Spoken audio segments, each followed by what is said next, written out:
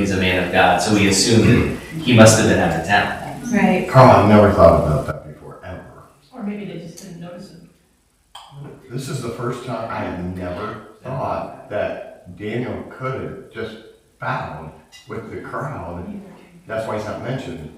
But I don't like to think that. Sure, and probably not, because of his character, that he wouldn't assume that. I mean, it's possible that he did. Right. That The is possible. thing is, we know his character and we So know it's very, very doubtful. Right. So we don't assume it. Yes. I never thought about that, ever. First time. Yeah, and you're playing that into our character. If you have a steadfast, sterling character, people are going to assume, no, David didn't bow. He wasn't part of the assembly that bowed, because we know his character, his spiritual, It says something about these three men too, that they didn't, their faith and convictions weren't dependent on Daniel. Yeah.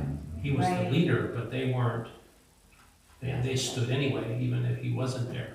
It was for real. It was their own faith. It wasn't their parents or grandparents or it was their faith. Yeah. Even his influence.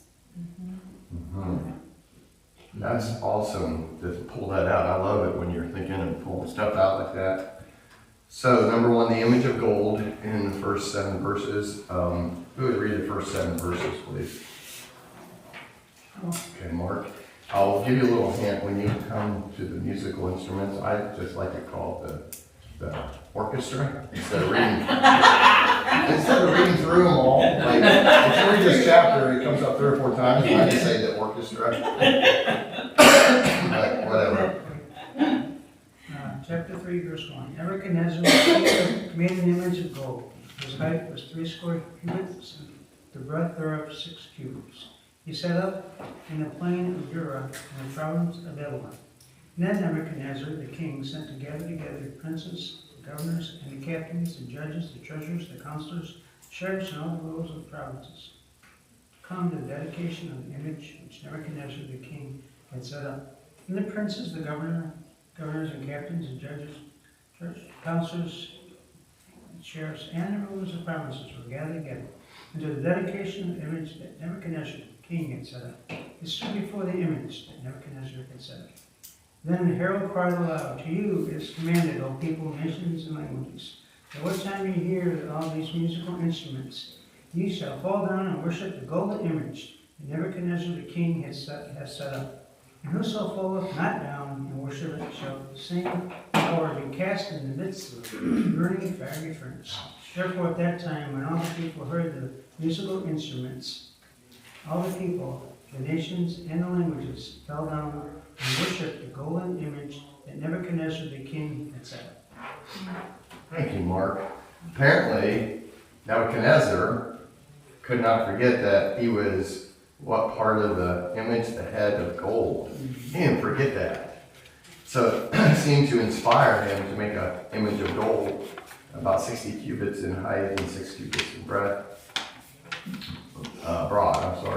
Since the Babylonian royal cubit was about 20.6 inches, the image probably stood somewhere around 103 feet, as tall as 9 or 10 story building. That's a big image for people to see.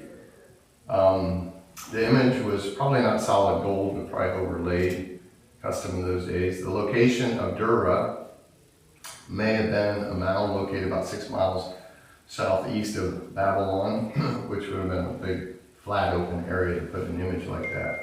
In verses 2 and 3, the city of Babylon was old, been the commercial and religious center of Mesopotamia for about 1,000 years, but now Nebuchadnezzar's empire was brand new. In such a short time, he brought people from many different nations and tribes and languages under his dominion and his rule. He probably wanted to unify these people. So, we have to ask the question, how does Nebuchadnezzar unify these people? How does he unify these people? The text tells us how he unifies them. What kind of tactics does he use to unify them? We should use those in our churches. What kind of tactics does he use, folks? He gets the government together, right? He assembles the government. all officials of all the province for a dedication to this great image of Nebuchadnezzar. We should develop our churches like that. Dedication to Pastor Carl Wood. Right? I'm just joking just a little bit. But this is how he decided to bring unity. When all those rulers were assembled and they kept standing, facing the image, awaiting the call to worship it, in view of his pride, as dealt with in chapter 4, you know what happens in chapter 4. The image to be worshipped probably is of Nebuchadnezzar himself. The worship of his image would show loyalty to Nebuchadnezzar and his reign. So in verses 4 and 5, a herald shouted out the king's command. Nebuchadnezzar wanted precision in the demand of obedience of all the people. At that moment, when he shouts, what happens, folks? All the people, everybody, does what? Bows down and worships. Okay? At his signal, as Mark read, the orchestra begins to play. The choir begins to sing. And everyone was to fall prostrate on the ground and worship the image. No big deal. Easy instructions.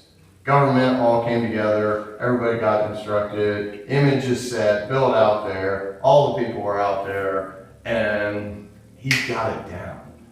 When you're talking about administration, he's got, administratively, he is organized. And he's feeling pretty good about everybody looking at this image of Nebuchadnezzar, the head of gold. So fall down and worship. Where the crucial ones were Shadrach, Meshach, and Abednego. That's all they needed to know. Fall down and worship. Because they confirmed the fears the three men have had.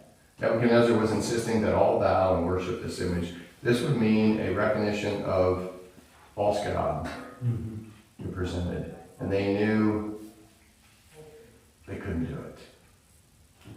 I wonder if there was anybody else in that group that knew they could do it, but they did do it. I don't know. Most of them were probably pagan, Babylonians, but I don't know. If they did not bow down and worship, simple. You know what the text says? They get what? Thrown into the fiery furnace, right?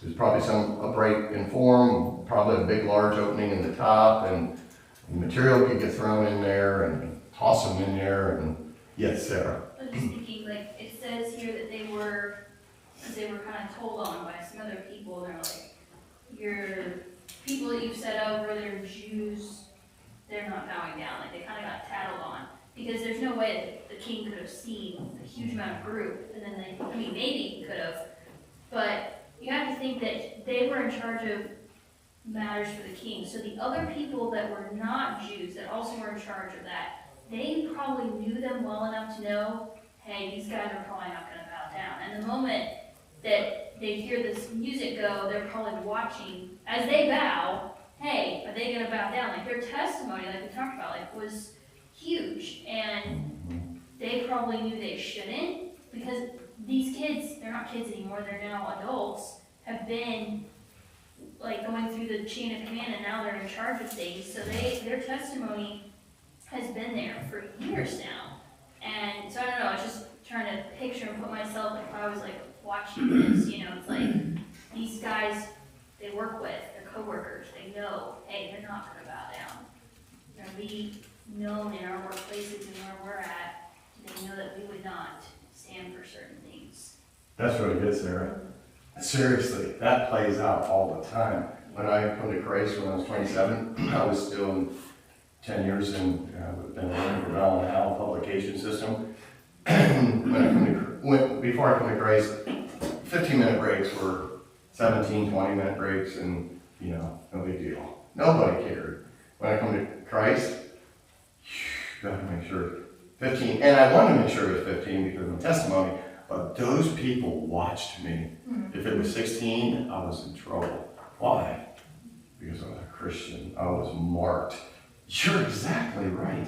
those people, these guys that probably have their PhDs by now, worked their way up the ladder, and they're good Christian young men. Nebuchadnezzar probably loved it because they're honest compared to all the other government that is dishonest. Like, just tell us your dream and we'll give you the interpretation. Now, I'm not going to tell you my dream because you're going to lie to me, and this guy won't lie to me. And so in the workforce, people get fired. I just recently heard of one man that maybe lost his job because maybe he was a Christian. And that so plays out. And so you could be very, I mean, when you have this mass sea of, obviously the 10,000 haven't come into captivity yet, that's a few years down the line yet. But when you have this mass sea of bowing backs, and you have three guys standing up, you look pretty obvious. But the people that are like, oh boy, they're Christians, they're like, hey, King, look at these three guys. You're so right, today it plays out that way, doesn't it? Lots of our family members that are Christians in the workforce, and they get noticed and sometimes get picked on. And really good observation, Sarah. Real good. So the furnace is heated up and probably was constructed for this very purpose. Probably. Nebuchadnezzar insisted on such a terrifying form of punishment to give plenty of incentive for all, especially these three young men to demonstrate their allegiance. I mean, he didn't just like, you got 30 days in the stocks or whatever. I'm going to throw you in a burning hot fire furnace. So interesting. It's a forced unity. Yeah. I mean, it's a it's forced not, unity. It's not a natural like unity We based love on Nebuchadnezzar. common fellowship, and it's communism or socialism or some kind of forced like governmental. Mhm. Be careful. I'll be careful. Yeah, unify or unify or die. Yes. That's a good motto for a campaign. Well, if you want to run with the. That's right. So the assembly did bow, and you can just see the sea of backs bending before the great image. Just like, remember the wave years ago? It's just a wave of everybody bowing. And so Shadrach, Meshach, and Abednego must have felt terribly alone in their Christendom at that moment. Seriously. Have you ever been in a spot where you just feel terribly awkwardly alone for making a right decision, glorifying the Lord?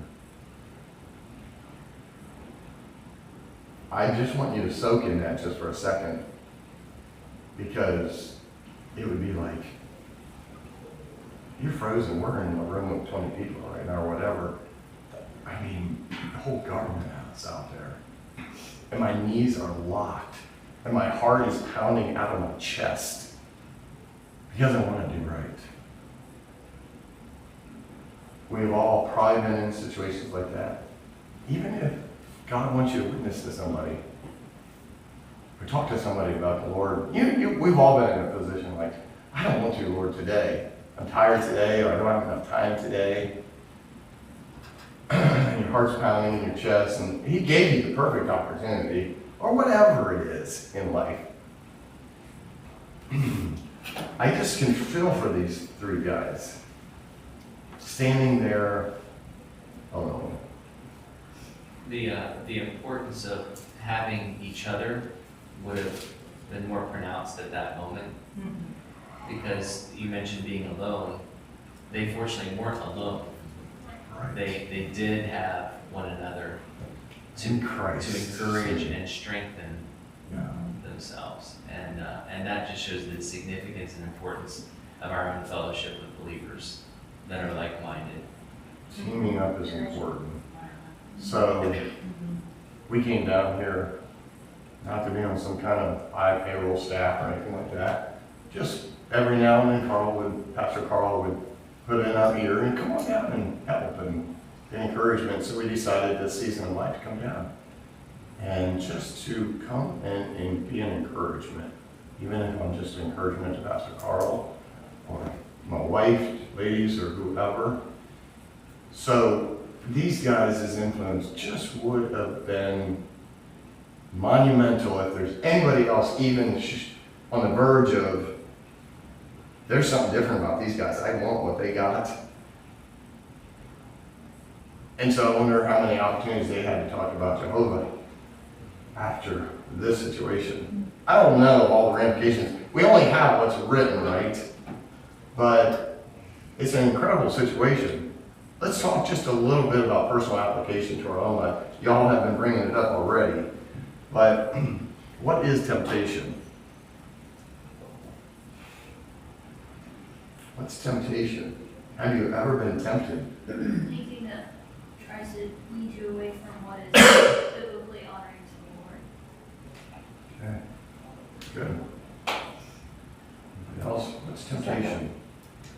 Like a lord you in to do something that God wouldn't have you to do. Okay. Good. So it can be synonymous or an alternative word for test or trial. Has anybody had tests or trials in their lives? Have you ever been tempted? It can consist of enticement to sin. The word desire, most of the time in the Bible, is epithumia in a bad way. Desire, or lust, I'm sorry, epithumia, lust. It's in a bad way, sometimes in a good way, but temptation can consist of enticement to sin. It may be external, improper desires, as in the case of, we go clear back to Genesis 3, the serpent tempting Eve. It can be an external improper desire, or it may be something that arises from within our sinful flesh. Like, anybody in here deal with pride at all? Yeah. Gluttony? Danny has a difficult time with gluttony. Even though he's skinny. No, I have no idea. I'm just having fun with him. Gluttony can We be... did, in all the buffets and all that food is like, yeah. You don't have to testify that from that week. How about covetous? Anybody ever covet before? I have one Bethany's pool, in my backyard. Okay. Wait, you'll come home from work, you'll see your whole family there. So on. Internal areas of the heart. And we know that God never tempts any man, right?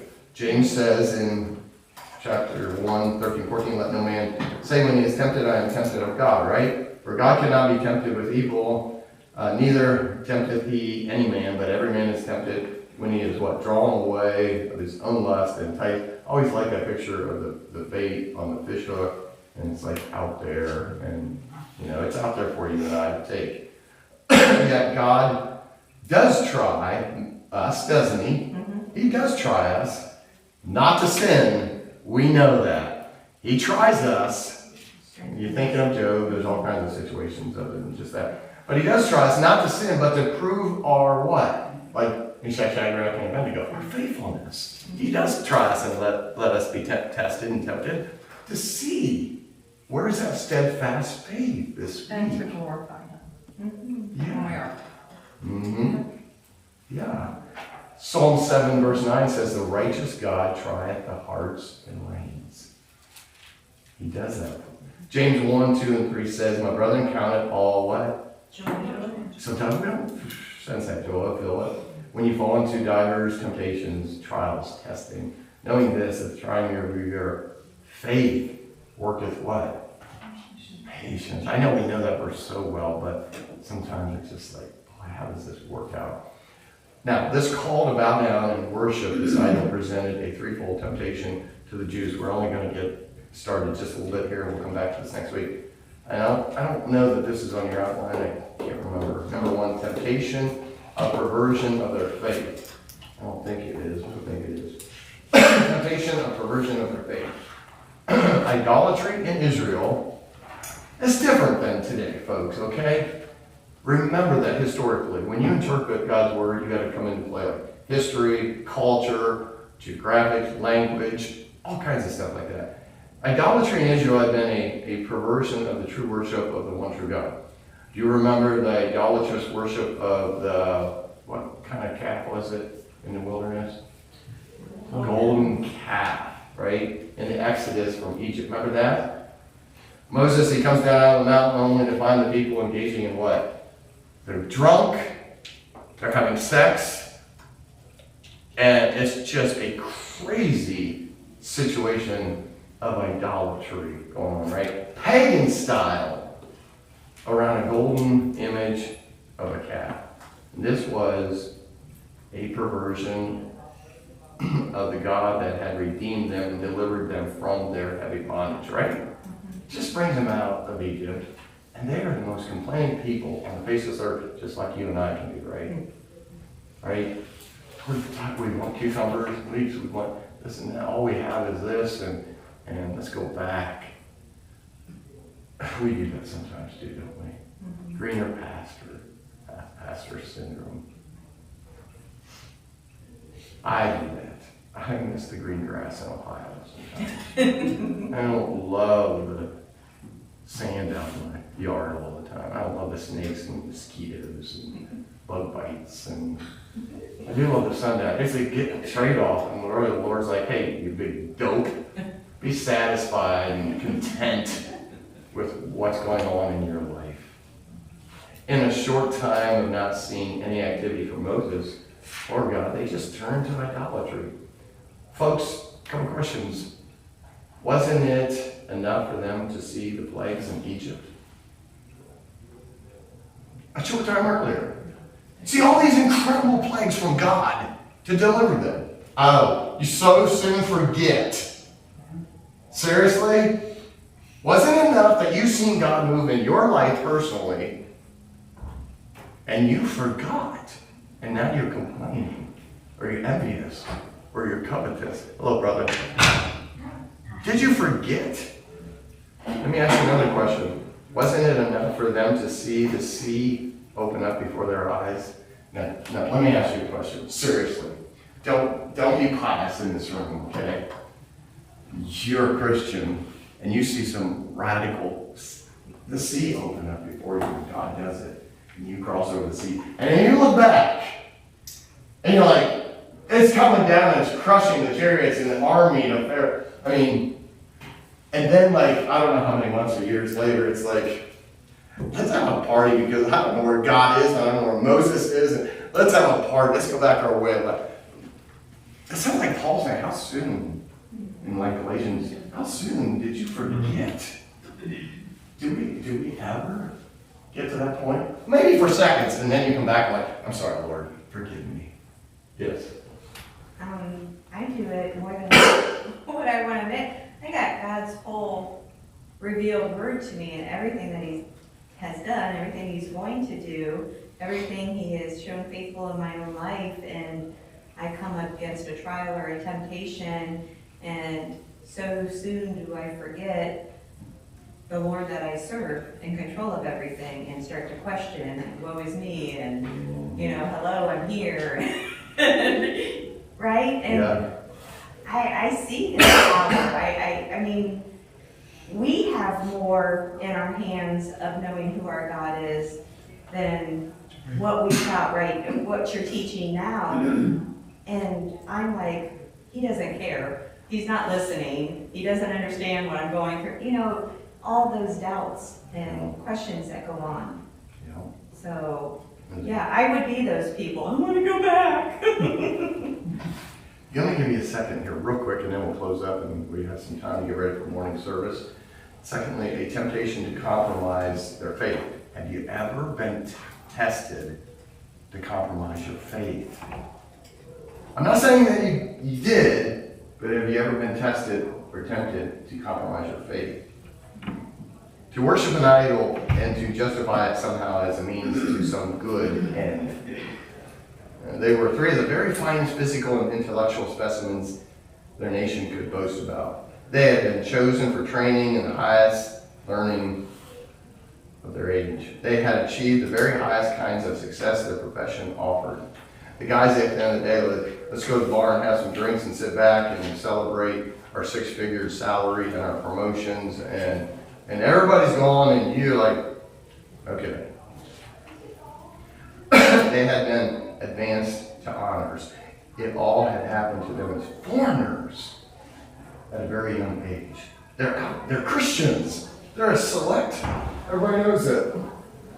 Now, naturally, these three godly young men wanted the approval of their professional associates in Babylon. By joining in worship of an idol, they might keep their approval. They could have agreed among themselves that the idol was nothing, it was really nothing, that they should join in external acts of worshiping to keep up the appearances, while inwardly, we can do this, inwardly reserving all worship to Jehovah. Inwardly, I'm worshiping Jehovah, but I'm just going to go out and have a party with the guys. I want the promotion. I want inwardly, I love God. Externally, it's no big deal.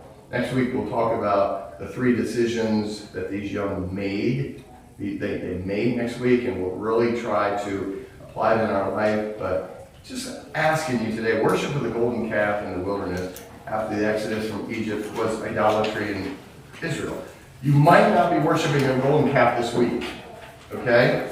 Probably won't be, I very much doubt it. But what kind of idolatry is bringing perversion in your faith? What is it that you are trying to justify somehow as a means of some good in the end? What compromise is going on in your life?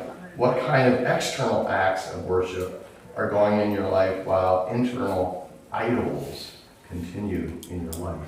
That's very personal. Nobody probably knows it except you. But listen, I would just encourage you this week.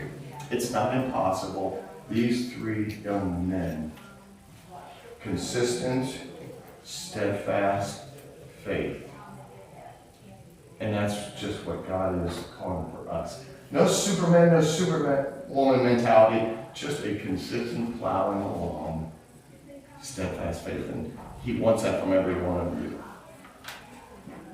Let's pray for each other this week as trials and testing and temptations will come. Father, thank you for these people. They're your people. You love them. And just continue to encourage them from this exposition that you've kept for us, and encourage us from these young men. And they're standing for you in the midst of a world of bound backs. And thank you for them. Encourage them this day. We pray in Jesus'